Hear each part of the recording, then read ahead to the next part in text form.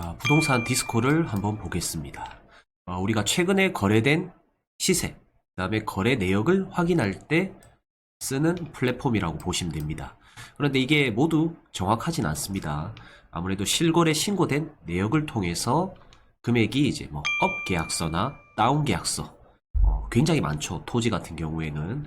그렇게 해서 신고가 불투명하게 되었을 수도 있기 때문에 이 시세를 정확하게 그냥 참고만 하셔야지 이 시세를 100% 믿어버리시면 안 됩니다. 이 며칠 전에 이런 일이 있었어요. 자, 보면 죽성리라는 곳이 있거든요. 자, 여기 보면 요런데 평당 2,400에 거래가 된 거 보이시죠? 네. 2,400에 거래가 되었다고 자기 땅도 바로 인근인데 2,400을 받을 수 있지 않냐, 그렇게 이야기를 하시는 겁니다.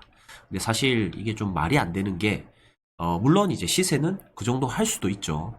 근데 이게 정확하게 좀 확대해서 보셔야 됩니다. 보면 이 땅과 그다음에 요 땅, 이 땅 같은 날에 거래가 된 걸 볼 수가 있습니다.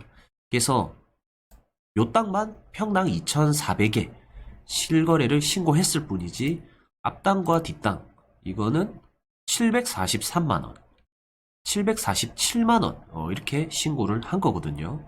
그래서 이 세 필지를 누군가가 동시에 사면서 요거만 비싸게 신고를 했을 뿐입니다.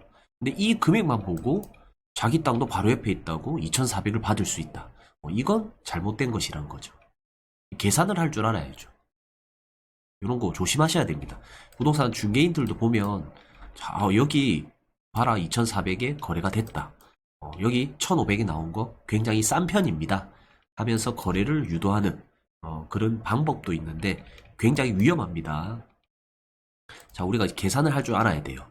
자, 그러면 이 세 필지의 평당 가격을 구하는 방법을 알아야 되겠죠. 굉장히 간단합니다. 전체 금액을 일단은 먼저 계산을 해야 돼요. 총액, 여기에 총액을 누르면 거래됐던 금액들이 나옵니다. 자, 보면 한 필지는 2,036만원, 2,036만원, 총 금액이 2036 플러스, 자, 요 중간에 제일 비싸게 거래된 게 2,397만원이네요. 23억 9,700이네요. 23억 9,700. 자, 계산을 하고, 그 다음에 10억 3,300. 10억 3,300 나오죠. 여기서 플러스 10억 3,300. 그러면 이제 34억 5천. 34억 5천. 총 매수 금액이 34억 5천이다.